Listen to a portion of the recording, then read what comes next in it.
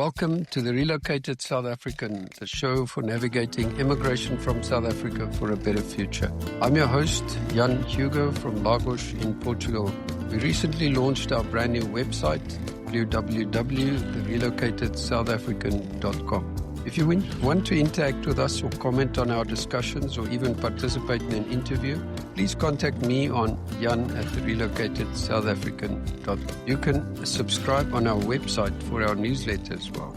Also, if you like our content, why not subscribe on your favorite platform? My guest on the show today is René Koekemoer, who lives in Amanzimtoti in KwaZulu-Natal in South Africa. Welcome, René. Thank you, Jan. It's nice to be here. Awesome. So you may ask why I'm speaking to somebody in Amanzimtoti again. It seems like I'm stuck in Amanzimtoti, but bearing in mind that we did the interview with Lily Kintal, who also lives in Amanzimtoti. And René is not immigrated, but she has two daughters who live abroad, and she's one in South Africa, if I'm correct. That's true. Is that right? That's true, yes. And I thought it would be a great idea to talk to a parent who's left behind about their lives and thoughts and emotions. We always talk to the people that leave, but never to the people who stay behind. So maybe to start off, René, if you don't mind just sharing a little bit about your own life, where you're from, where you grew up, how you got to Amanzimtoti. Yes, Jan, I was born and raised on the East Rand in the area of Springs, Brakpan, Boksburg, those areas. And that's where I eventually got married and had my kids. And then after divorce, I decided to restart a brand new life. So I rerouted myself and my three daughters, moved to Amanzimtoti, and I started a brand new life. I came here, I didn't know anybody, I didn't have a job. And 25 years ago, I bought a house and moved in, and I'm still in the same property. So yes, Amanzimtoti has been quite an anchor in my life. It is now home. I started to work at Pangodi Properties for those years and done all the tutoring and started to work, and I must say property has done me well as well. It's hard work. I always joke and I say I work like a mosquito because we never sleep. It's 24/7 that you are on duty. But yes, lots of sacrifices. But I was able to raise the kids, to provide for them, provide a roof over their head, put them through school, put them through varsity. Yeah, still in the same process. Now I have my eldest daughter living with me with her three little ones. So I'm still in the same position. We're carrying on. And in a sense, I do think that because of her living with me and with the little ones, a big part of the, how can I put this? The void that left, that was created when my other two kids left is actually filled with that. So in a sense, I do believe that makes it a little bit better. Though there are some stuff that you have to compartmentalize and work out for yourself. And there were times that you really had to dig deep into the emotions, because you go through various phases when the kids leave school and they go to varsity, that emptiness syndrome that you have. So that was the first time that you encountered something like that. But fortunately, they were still in South Africa and they were easy to reach. You could go visit if you wanted to. Like holidays, they would come to visit. It was always a highlight to have the kids, and they took great pleasure into always surprising me as well. So that is something that I always enjoyed of them. Okay. When I came from varsity and just come and surprise mom. Yeah, and so, okay, if I can maybe just a little step back. So you got the three daughters. Is it your eldest that's living with you? That's correct, yes. And you say she's got three little ones? She's got three little ones, yes. And she's divorced? Yes. Okay.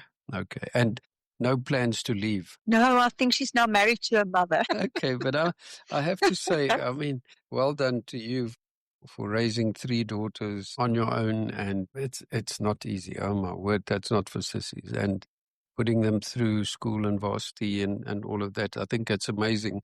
I didn't know that your daughter was living with you, so I think I can hear what you're saying, is that it does fill a void. Void, yes. But it's never... But only that compartment, yes, only her compartment is fulfilled. So I have two other compartments that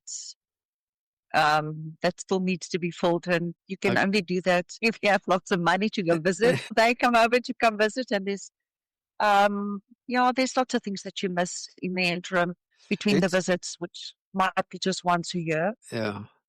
Shall we talk just quickly, maybe just to explain to the listeners that Renee is the mother-in-law of Kobus de Plooy, who I spoke to about 2 weeks ago it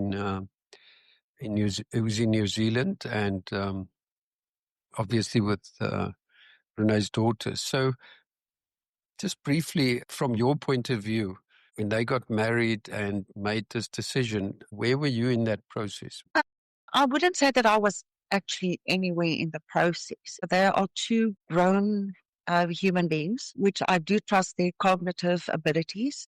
They're both clinical psychologists. So they're high-functioning people, and they look at life maybe also in a different perspective than us laymen would do, because they have more knowledge, they studied this. So that was something that they chatted about and discussed and decided that somebody has to make the sacrifice in order for the kiddies to, if these kids, to have a better life. I do understand that, and I'm wholeheartedly on their side 100%, that somebody has to make that sacrifice. And yes, I do believe that they are the ones that's made the biggest sacrifice, because they left not only their family, but also the country that they grew up and loved and fought for, the country where they had so many relationships and friendships, and to just put out the roots and go plant it somewhere else. I think it's a huge thing. But because of their maturity, I think in a sense that has helped them in order to make that decision. They toyed with the idea, and when they made the decision of what they were going to do and where they were going to go, that's when they actually started to chat to the parents. So for me, I can't tell him, no, you can't leave me. What about me? You can never do that, because it's now their turn in order to live their lives. I'm a huge believer of that they have to. That's the way I also raised my children, is that they should be the best to their abilities in the way that God has created them, and for the blessings that God has bestowed on them, that they are in a position where they can receive that. So it was the lifespan since they were born, and for them to matriculate and to go to varsity, all the sacrifices that myself as a mother did. Sometimes I thought, if I look at other moms and parents, how they acted and reacted when the kids just went on a netball tour or something, the mommies always went with, which was their prerogative, and it was quite a nice thing for those parents to do. At that point in time, I've just decided I have to stand back, in a sense, to allow them to go develop and to become stronger human beings. So the day when my eyes close, that I can go with the knowledge of knowing that I left a good, solid person behind. And I must tell you, that has helped tremendously. And even for the decisions later on in life and for the acceptance of them leaving, things like that, that was like a building block, stepping stones, small stepping stones that I had in my life that actually helped in order to get to the acceptance maybe much easier. It's still not nice to know that your kids come close, and you're lucky if you speak to them once a week. The time difference. Oh, sorry, the time difference No as problem. well. Did they leave before your other daughter? And we'll get to her now. Who left first? Okay, so the youngest, she left first. She left about six and a half years ago. Okay. She went to China, and she started to work in China just after she graduated. And she started to apply, and she got a job, and then she left. So that was my first step in order to say, well, I mean, China's far away. The time difference there between them and ourselves is 6 hours, so that's still a little bit more manageable during the day. But they carry on with their lives, and they live their own lives, which is their prerogative. They have to establish themselves in who they are and in the direction they want to be. They have to go find themselves. And then a year and a half later, Rene Koekemoer decided that they to New Zealand. I've already, when they broke the news to me, I've already had the opportunity, not a good one, but to start to work through those emotions and to know where to go to with those emotions and where to direct the emotions so that it can be best for them and also for me as a human being, best for me. I mean, that is you talk about the emotions, because I think that is, it's such a difficult thing, because as we've spoken, you've got to, you also have limited time to speak to them, and you don't want to sit and break down on them on a call every time you speak to them. So you have to I kind of, can never do that. yeah, and you have to control your emotions, even though you may Yeah. sometimes feel, especially if things aren't going well with them. So I would imagine, as a parent, and we're a little bit in the same position with the son in America and daughter in Ireland and another one in Isle of Man. So they're all over the place, but we've moved closer. So now I can hop on a plane at 3-hour flight and I'm in Dublin with my grandkids, and it's much easier than sitting in South Africa. But we still, I spoke about it the other day in the It's a podcast. psychological thing. The further away they are, I think it's a psychological thing as well. Just not only the time difference, but psychologically also the amount of kilometers that they are away from you. Exactly. That might also play a role without one really noticing that. Yeah. Or being aware of it. And, I spoke to another interview I did on the weekend that also go out with another lady in New Zealand, and they said her father-in-law passed away. They haven't been there for a long time, and just the cost of going back to South Africa to attend a funeral is just not doable. For people to accept that, there's, I would say there's two emotions. The one is this grief because the family is broken up.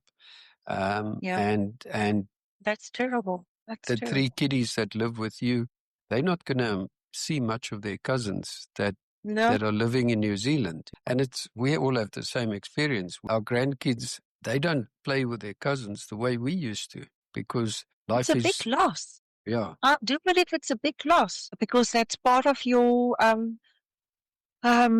it's part of your heritage. Your family is your support system. So I believe it's a big loss. Yeah. And on the other hand, it also, I get filled with a lot of anger when I think about it. And I don't know if that anger has come through with you, but, where you feel like if South Africa was a normal society like any other country, we could have stayed there, or they could have stayed. They didn't have to go. The kids would have still been here. Yes, true. They would still be here, but there's just no opportunities. Absolutely no opportunities. So where do they go? They need to make a living. They well learn it. They want to apply. And all the sacrifices that they did in order for those degrees, worked hard and we paid hard. So they also wanted to apply themselves because it's brilliant minds. So they want to apply themselves, but it's such a pity because the society in South Africa can really use what they have to offer. For sure. Big time. So it's a big loss, not only for us as a family, but also for society and for South Africa, because there is so much brain matter and grey matter that's lost, that could have been well used. Yep. And taxed. Don't forget the tax that they would have paid in the country. That's now being paid in another country because they're earning salaries over there. So yeah, those are sad things. In terms of your daughter in China, have you been able to go see her there? No, we've spoken about it. She lives in Shanghai. So she said to me, Mom, because her and myself more or less are cut from the same bar of soap. We always say that she's my clone. We're not really people for nightlife and go to bars and clubs and pubs and stuff like that. Basically homebodies. So if we do want to venture out, it will be maybe to the mountains or, seaside. We actually love that. But where she is in Shanghai, it's absolutely a first world Western society that they live in, and it's just high rises. And she leaves home 6 o'clock in the morning and come home at 7 at night. So even if I do go there, there's not much for me to do. And I don't want to travel all the way there and spend the most of my time somewhere else. I go there in order to visit my daughter. I want to spend time with my family. It's the same what I said to Karen when I went to New Zealand. And she said, Mom, but we need to do this and that. We want to show you this and that. I appreciate that, but that's not the reason why I'm here. I'm here to spend time. And is she a teacher in China? Yes. Okay. Yeah, she's got a degree in communications. And so obviously it was, I think, easy for her to be accepted as a teacher. And she actually do like what she's doing. She loves working with the little ones, but it's also not something that she would like to do forever.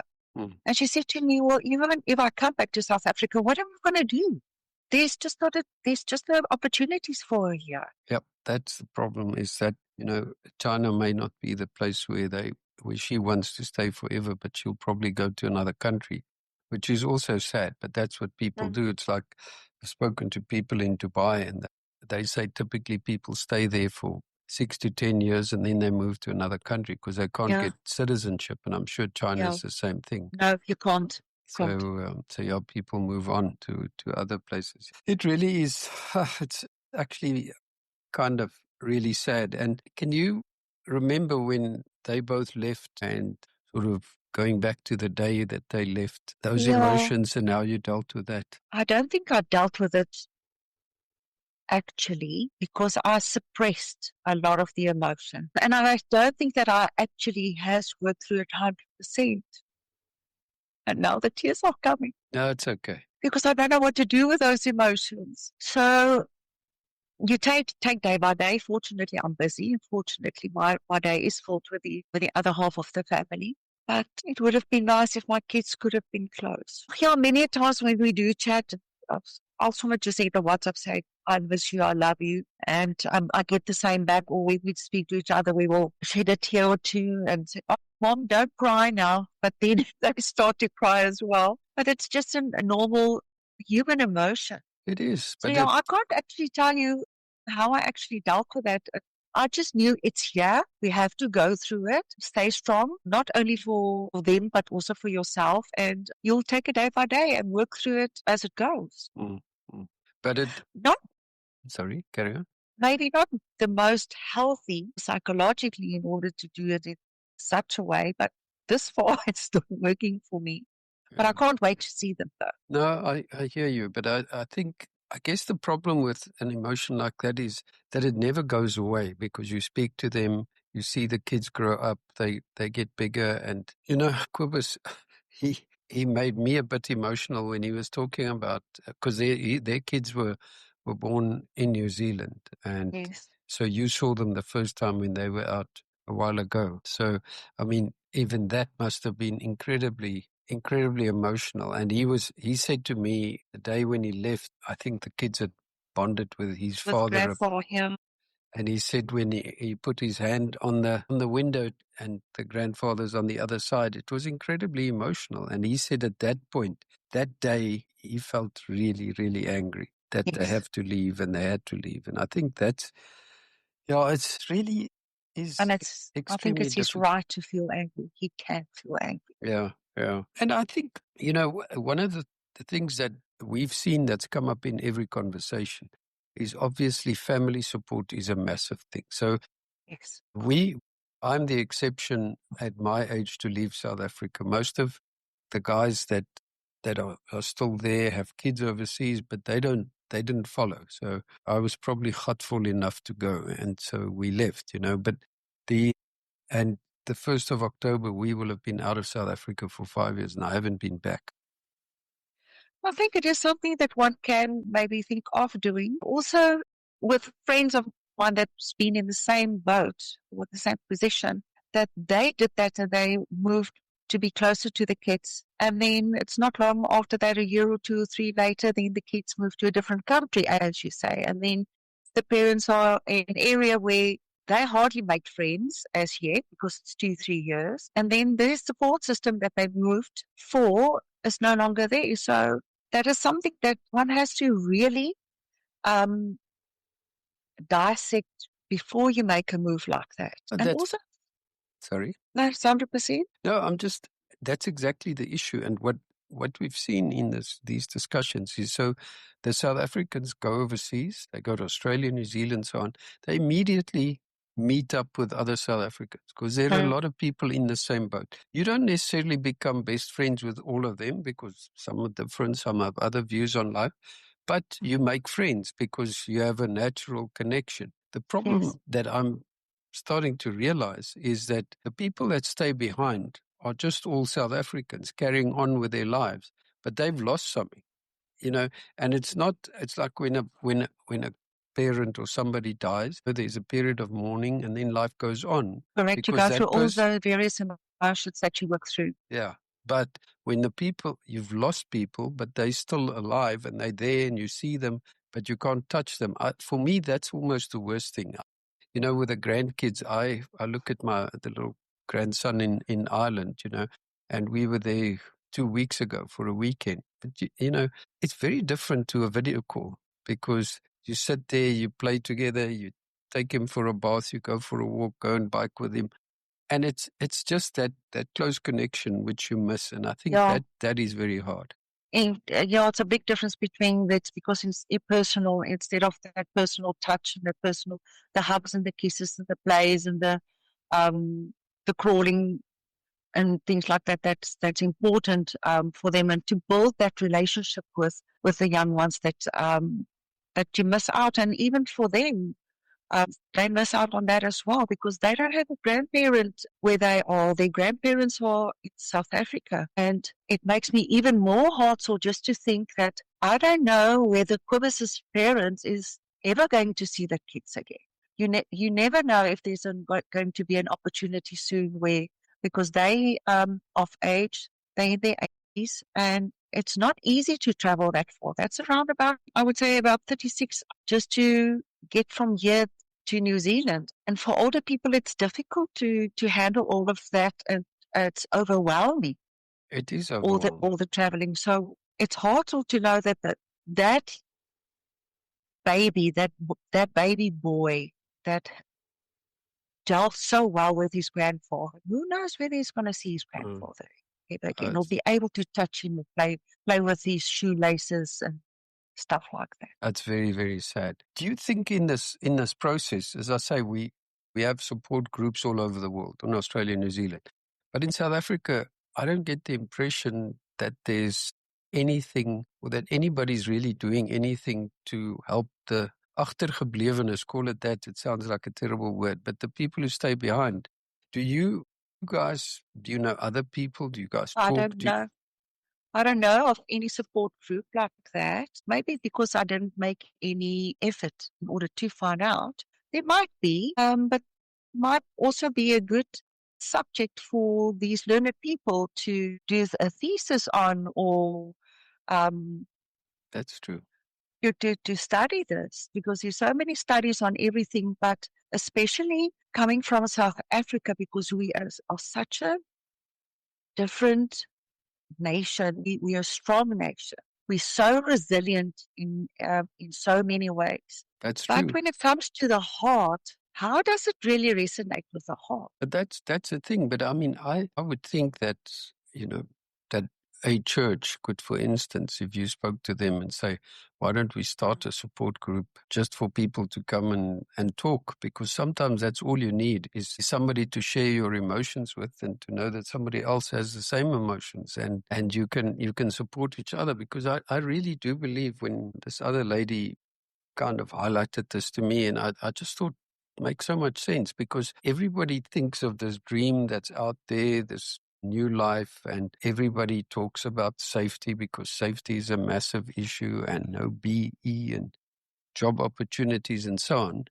Mm-hmm. But what about what they leave behind? So yeah, maybe there is an opportunity. I know so many people in my 5-kilometer radius that as parents, that is, like you call them, left behind, that the kids just ventured all over the world in order to go work and to apply themselves. And I've noticed also various ways of how people handle it.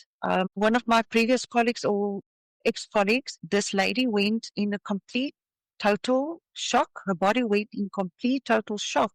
She just couldn't handle the fact that the kids moved to America. And she basically, from there on, she just withered away. Whether she had another daughter here and a husband, supporting husband here, that didn't matter. The mere fact that the boy moved away, that to her, it was just too much for her to handle.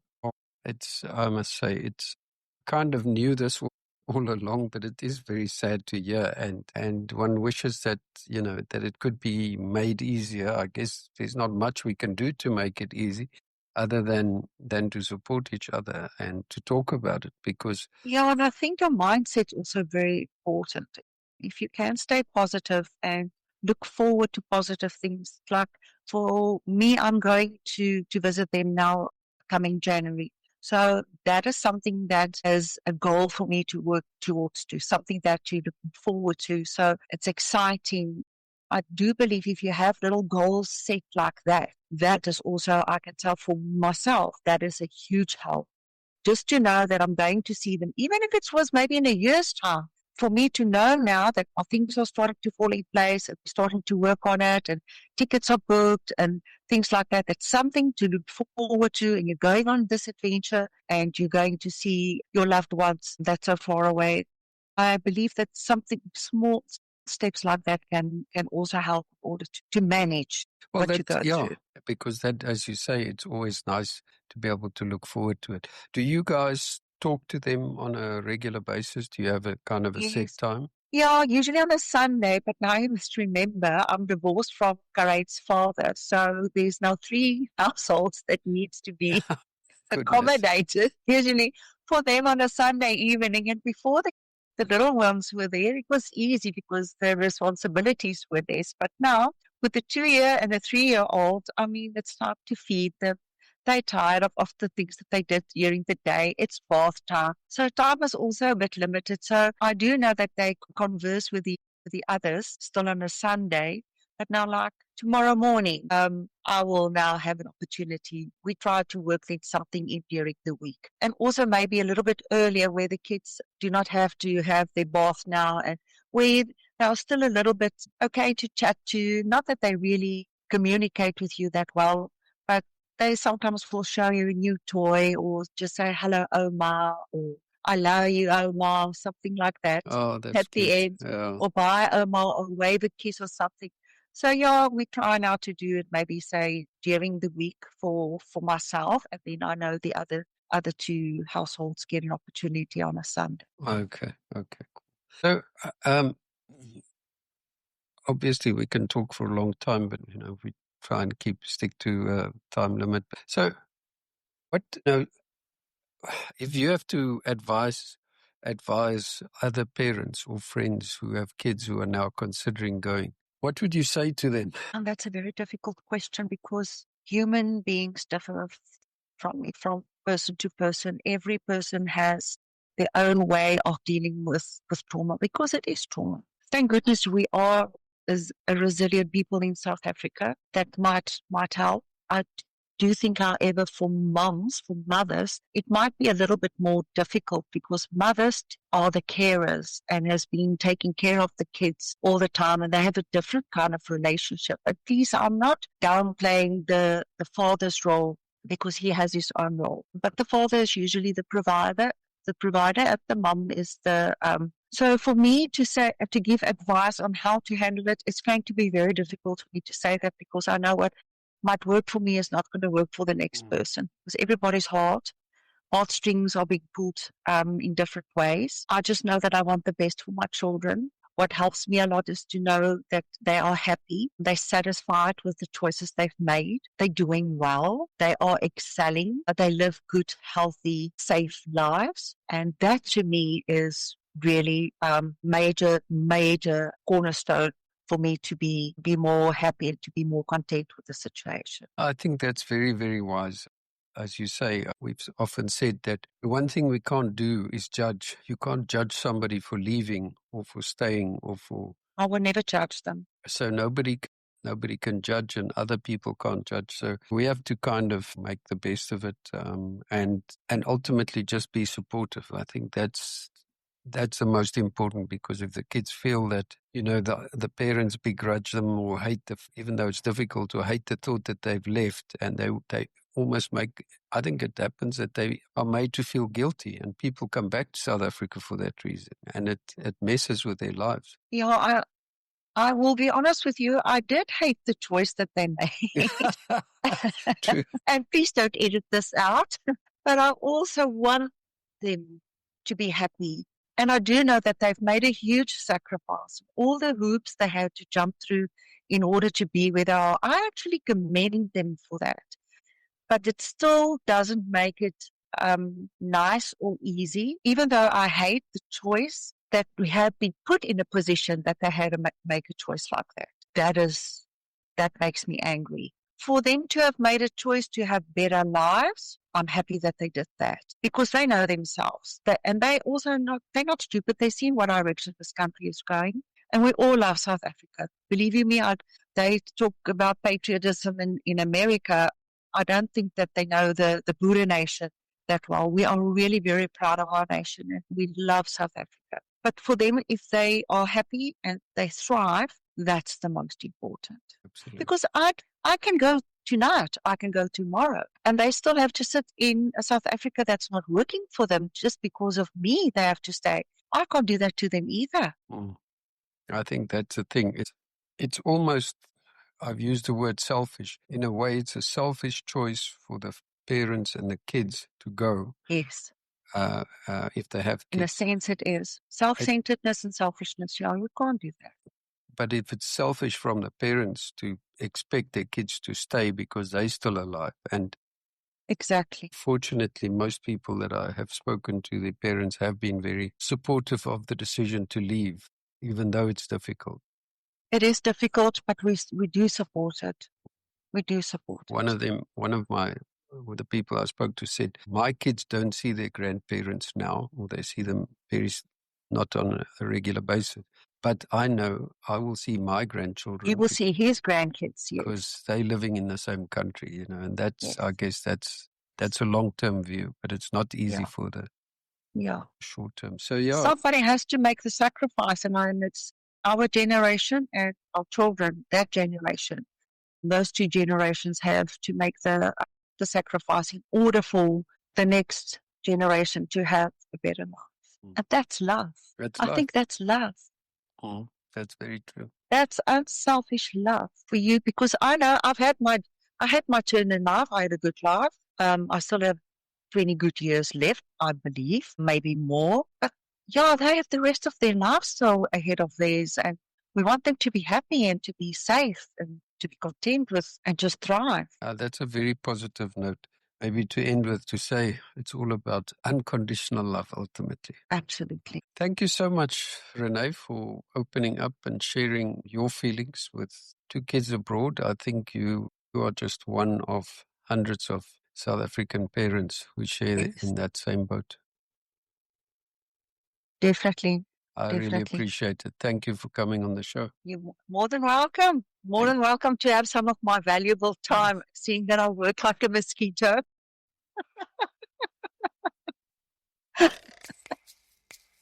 Well, if you enjoyed my discussion with René and would like to hear more about experiences of South Africans who have left South Africa or the parents who stayed behind, why not subscribe on your favorite platform?